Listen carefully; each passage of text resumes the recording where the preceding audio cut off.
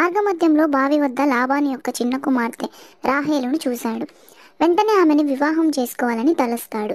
అతని మామ లాబానుని కలిసి ఆనందంతో ఏడుస్తూ, నీ కుమార్తెని నేను వివాహం చేసుకుంటాను అని అడిగాడు.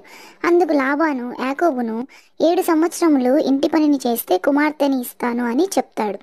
కానీ లాబాను ఒక మోసపూరిత వ్యక్తి. ఈ విషయంలో ఆయన వేరే ఆలోచన చేసి ఉన్నాడు. 7 సంవత్సరములు యాకోబుకు చాలా త్వరగా గడిచిపోయాయి. ఎందుకనగా యాకోబు రాహేలును అంతగా ప్రేమిస్తున్నాడు కనుక. ఇక 7 సంవత్సరములు గడిచాక యాకోబుకు వివాహం ఏర్పాటు చేశాడు లాబాను. కానీ రాహేలుకు బదులు పెద్ద కుమార్తె అయిన లేయాని ఇచ్చి వివాహం చేశాడు. యాకోబు మరుసటి రోజు ఉదయమున లేయాని చూచి భయపడ్డాడు.